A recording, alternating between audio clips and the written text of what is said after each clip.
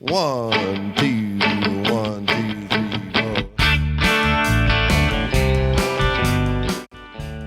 4. Hey, it's Shay Keister, and I'm your host for the Casual Cattle Conversations podcast, where we foster innovation and enthusiasm in the ranching industry through sharing the stories and practices of different ranchers and beef industry leaders. Be sure to be a greater part of this podcast and become involved on my social media pages. Follow Cattle Convos on Instagram, Facebook, and TikTok, or Shay Keister on LinkedIn, to join the conversations around the challenges we face as ranchers and how we can overcome them. You can also find more information about this podcast, all my episodes, and how to partner with me on this show by going to my website, casualcattleconversations.com. With that, thanks for tuning in, and let's see who our guest is today. Profit Repeat with Red Angus Genetics. Red Angus bulls generate repeated profits for commercial cow-calf producers. Year after year, despite unpredictable market conditions, cattle producers see increased return on investment for their Red Angus sired calves. These cattle excel both in the feed yard and on the rail. Calves sired by Red Angus bulls are eligible to be enrolled in the Feeder Calf Certification Program and wear the yellow tag verifying age, source, and genetics. Increase your profit potential with Red Angus Genetics. Visit redangus.org for more information on enrolling your calves in Red Angus value-added programs. Good. How are you doing? Oh, I can't complain. I'm doing pretty good. Hi, Hugh. Thanks for hopping on. I'm Shay. It's nice to meet you. I appreciate you joining me for this. Oh, you bet. Glad to do it. Well, with that, would one of you or both of you please provide a brief background on the history of Noble Research Institute? I think that's you. I'd be happy to do that. Noble Research Institute is 75 years old this year. We were formed in 1945 by a oil man philanthropist by the name of Lloyd Noble. He had grown up in this part of the country and he had seen the consequences of man-made disaster. So we mined the earth pretty extensively using cotton as a monoculture, with doing very little to put back into the land. And the idea was land was so cheap, and honestly, it probably wasn't a regular practice at the time. You just took what you needed. And Ardmore, the town that we're located in, was one of the largest cotton producing centers in the world for a short period of time. Probably what would happen is a combination of weather. So we're at the tail end of the Dust Bowl at this time, and the combination of how we managed the land resulted in a lot of degraded and abandoned land. So people would just move on to something because land was so cheap and it was really easy in the state. About 25 miles from here, they discovered one of the largest domestic findings of oil, and Mr. Noble was a part of that. And so he gained his wealth not by inheriting it, but actually working for it and creating two companies by the name of Noble Energy and Noble Corp. And recently, Noble Energy was just acquired by Chevron, which is one of his legacy companies. But when he started the Samuel Roberts Noble Foundation, which was named after his father originally, he set it up for the sole purpose of working with farmers and ranchers to build up the soil. And so they started with doing very simple things like a soil test to give you the information on what to add back after a growing season and after a harvest. And so we've progressed on for 75 years. We've done a variety of different things in between. We have always worked with farmers and ranchers. We have always conducted research in one form or another. And we've always effectively tried to work and educate producers en masse, but we've usually done it in a much smaller footprint, Southern Oklahoma, North Texas. In 2019, I took over this position after being here about 18 years. And so we began having a conversation with the board, having a conversation internally, looking at what we should be doing. And what we decided to do is transition into regenerative ranching, which would focus on what Mr. Noble asked us to do when he started us. It also the idea that we should be a national organization and not limited in a geographic footprint. So this board of ours, which still represents probably 3/4 either direct descendants or their spouses, have been incredibly engaged throughout this process, are committed to following the founder's direction. And what we've done is begin to transition into regenerative ranching. Well, that is awesome. And thank you for offering that history. So now on a more personal scale, would each of you offer insight on what your backgrounds in agriculture are? I'll start with Hugh. All right. Well, my background is grew up in West Texas on a family farm. Went to A&M, got a couple of degrees there, and was hired right out of school to work for a international businessman running a cattle operation in East Texas. I did that for 10 years. We did a lot of I want to say intensive rotational grazing. Tried to be as progressive as we could with with the land, as well as trying to run as many cattle as you could, just because the businessman, that was one of his objectives. So we were able to grow the operation to about 1,400 head of cows. From there, I was hired here as a pasture and range consultant 25 years ago. Been here ever since, primarily working with people on pasture and range issues, in particular grazing management has been kind of my forte during that time. Last few years, I've been the director over the producer relations, which is our consulting efforts, as well as overseeing the ranch operations here at Noble. Well, awesome. Thank you. How about you, Steve? Not quite as extensive. I grew up on a very small cow-calf operation. By small, I mean probably a dozen mama cows. My grandfather had upwards of high 80s. The challenge was I didn't really care for the state of Oklahoma or cattle when I was a kid, and I let a lot of good opportunities go. I saw myself being in a city and being an engineer, and that's what I chased in school. So I went to school to become a mechanical engineer and work in the aerospace industry. Went on to law school and then found myself in Ardmore, Oklahoma. And so as fate would have it, it's not my choice. It was somebody else's choice. And we wound up here and fell in love again with the state. And I couldn't be happier to be involved with farming and ranching and cattle production. So it was an underlying calling, which I just didn't appreciate for the better part of my life. Well, I'm glad you had the chance to come back and live that out then. We are too. So with that, regenerative ag it's a buzzword, and there's a lot that can fall into it. So how would you describe regenerative agriculture within the ranching space? Well, if we look at regenerative ranching, which is the term that we've coined, because our focus is going to be around grazing lands, this would be the process of restoring degraded grazing lands using practices based on ecological principles. What we really want to be able to do is take some of the practices that we've known to be part of what we'd consider good stewardship, and apply them more intentionally in order to focus on restoring, the ecological processes, in particular the water cycle, the mineral cycle, energy cycle, as well as the community dynamics. Just being sure that we're helping Mother Nature do what she does really well. So what do some of these practices look like? Surprisingly to some people, is that they look a whole lot like what we're doing when we're trying to apply good land stewardship to begin with. When we're actually planting and for our rest and recovery of our pastures, allowing our grasses to grow up before they're actually grazed, providing the recovery that the plants need so that we get more photosynthetic activity, and as a result get more biological activity below the surface, because as the roots grow, so do the associations with the organisms in the soil. Being able to be no-till some of the cover crops that we're looking at is diverse mixtures, planting into areas that would have been cropland that have been grazed year after year, trying to minimize the need, reduce drastically the need for things like fertilizer and pesticide. And what we're seeing is we can increase our stock density and our grazing effects. A lot of those things we consider problems sort of disappear. They're taking care of them as we're going through our proper management.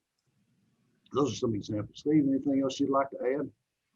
No, I think simply one of the things that we've looked at is making soil a partner in our operation. I think a lot of times we just use it to either hold the animals up or serve as a medium for our plants to grow.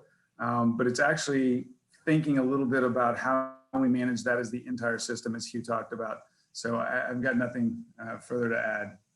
When we look at ranching on the business side, what are the main benefits there that ranchers see from adopting some of these practices? Okay.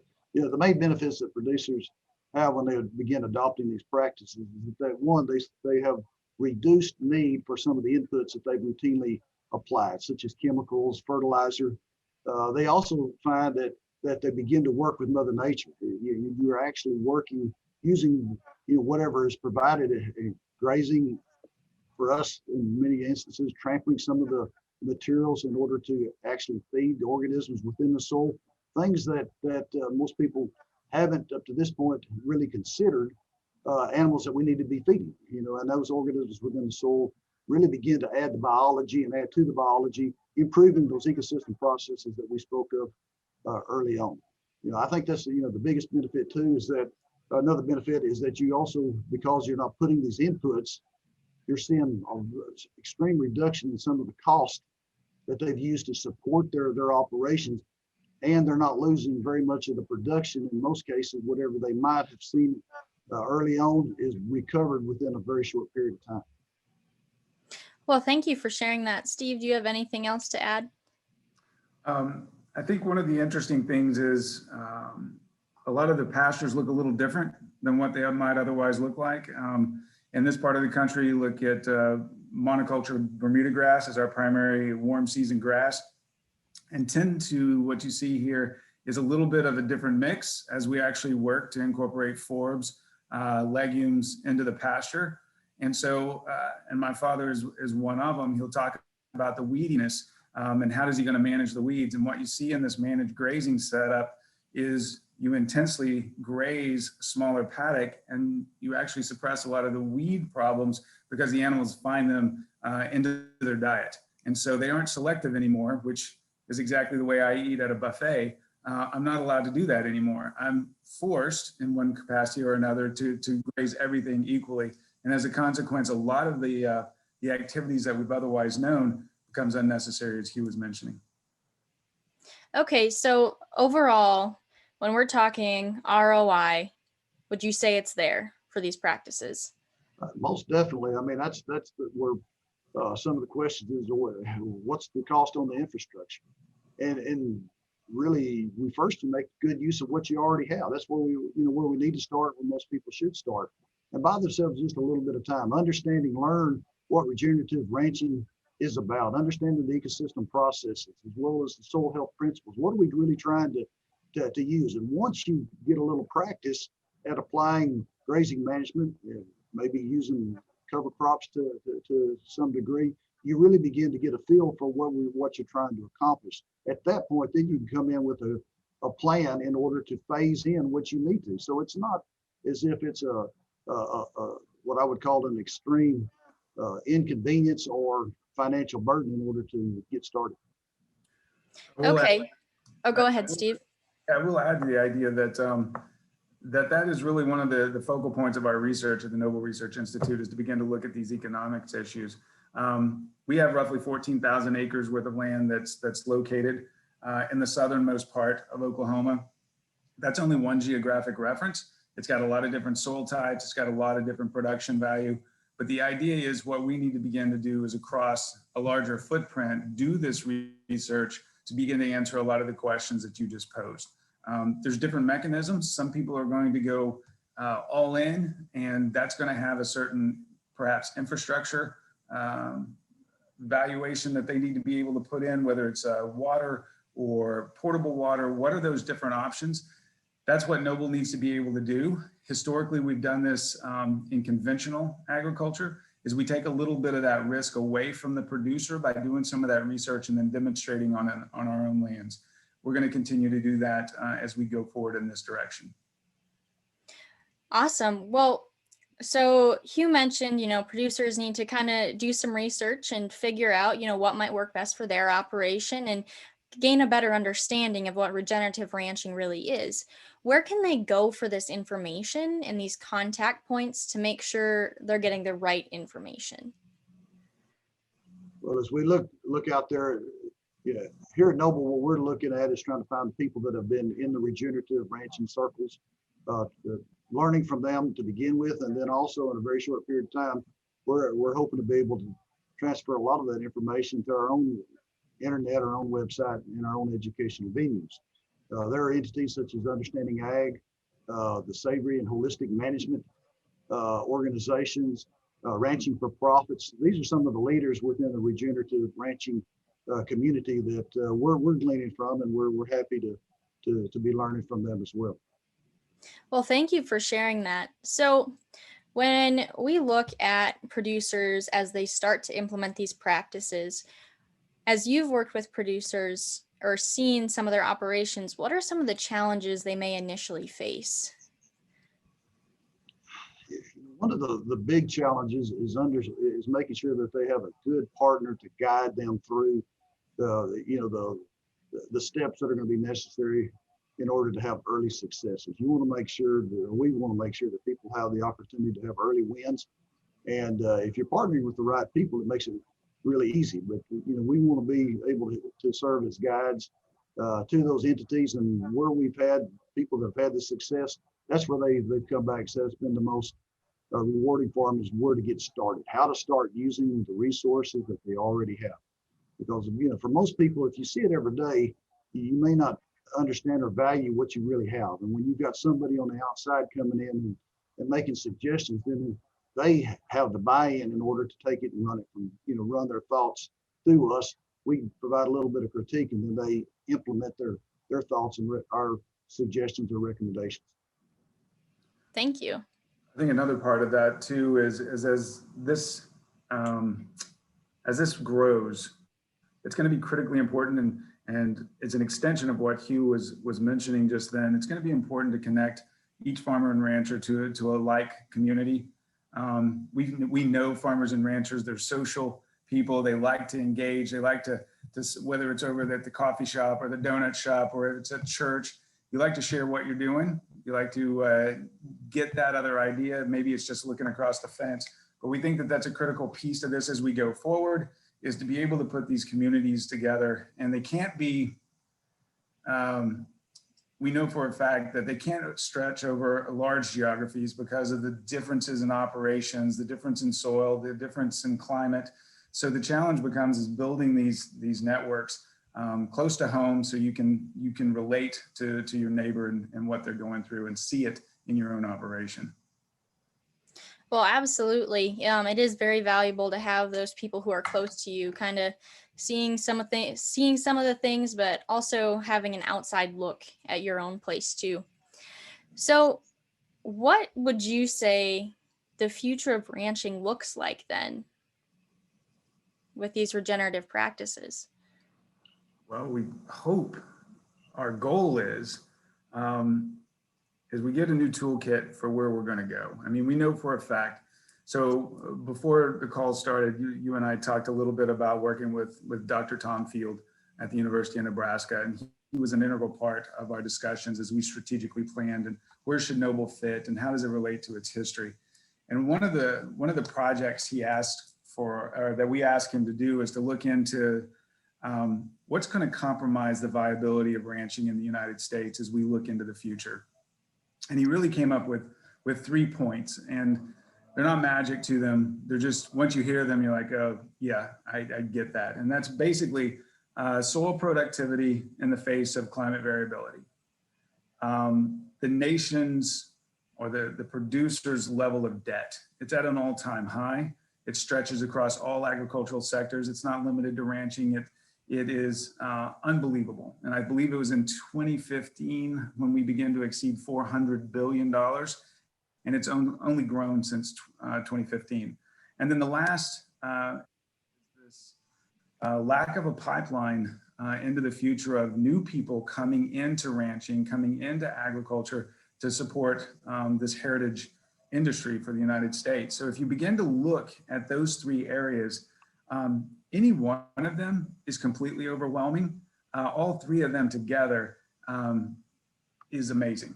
And so what our role is to begin to figure out how is it that we can connect those dots, begin to come up with a set of tools to manage the climate variability and soil productivity, to work on the economics of any operations to ensure that someone who wants to stay on the land can.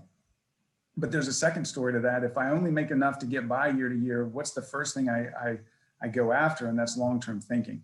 So we know regenerative ranching, regenerative agriculture requires a long thought process, a long-term planning process. We can't have operations live month to month, year to year, because they can't do that long-term planning. And then that last piece really looks at that next generation, and it's the generation that's currently at university. It's also probably that next generation that sits behind where you are in your own progress. And that is a generation that may have a connection to the land, but they also may be thinking about ranching or agriculture in a new light. And so as we see these new, and I hate to call them trends because I think they're starting to eclipse trends, but localized food, knowing where my food comes from, being comfortable with the idea that I not only know where it was raised, but maybe where it was processed. And so as we get into those ideas, can we build an agricultural system behind that to support and help alleviate these three obstacles to the future of ranching viability? Well, that was amazing to hear, and thank you for sharing that. There was so much I value in that statement, especially when you do look at the long-term picture. And yes, making sure that we as producers are doing everything we can when we get to having a fully traceable product within the United States. So with that, you two have done a very good job answering all the questions I had. Do you have anything else you would like to add? Whether that's about regenerative ranching, ranching in general, or Noble? I would just say that, and Hugh touched on it earlier, we don't pretend to believe that we're the only one in this space. Just like agriculture and just like what, for the most part, I would say the nonprofit world that Noble belongs to, it's an unbelievably generous space. And so we've worked really closely with Understanding Ag, Dr. Alan Williams, Gabe Brown, Doug Peterson, Shane. A lot of those folks have poured into the Noble Research Institute and its employees to help bring us along. We're also working with Savory. We're also working with Ranching for Profits. These people have really been the pioneers in this space. And so we believe that we can complement them. There's a lot of things that Noble can do. A lot of the questions you raised are critical questions to the future of regenerative ranching. And that's the economics, that's the practices built on principles. And then mostly it's farmer and rancher education. We know for a fact that it's going to be a bit of a challenge because many of us grew up in a certain mindset on what ranching looks like, what my pasture should look like, what I do in May of every year. Some of those are really big challenges to overcome, but the burden is on Noble and these other organizations to continue to work ahead and help answer these questions for farmers and ranchers, because for the most part, what we're working for is the underlying land. And a lot of people asked the question initially when we were making this transition, and so you probably know, but the idea of how big is the grazing land challenge in the United States, it's 655 million acres. It's the single largest land use of anything in the United States. So when we talk about water quality, water quantity, almost every raindrop passes at one point or another across rangeland. So if we're not doing everything we can to sustain its health, bring its health up, then we're missing an opportunity there with the water side. New markets with regard to carbon, we're not going to explore those, but we should be incredibly versed in how that impacts farmers and ranchers in everything that we're doing, whether it is how you tend to the soil or ultimately how you measure your progress, is going to lend itself to control that potential revenue source for farmers and ranchers in the future. And I think the when you look at Noble Research Institute, research is in our name. We are here to answer the producer questions. And that's what our objective is, using our resources in order to make sure that we're always answering the questions that producers might have, helping them move toward a better or more regenerative state as early and as quickly as possible, and through that with financial soundness at the same time. Well, thank you very much. I really appreciate everything you both had to offer and taking the time out of your day to be on this show. Well, thank you. It's been a pleasure. Thank you very much. Profit Repeat with Red Angus Genetics. Red Angus, the industry's most favored female, generates repeated profits for commercial cow-calf producers. Independent research from a decade of data collection showed Red Angus sired heifers commanded $66 per head more than females of other breed types. That's nearly $5,300 on a single load of replacement heifers, a true boost to profits on your operation. Why are Red Angus females the most favored? Their strong maternal characteristics and quiet dispositions top the list. They are also productive, low maintenance, and efficient. In short, they do their job and do it well. Visit redangus.org for more information on the industry's most favored female.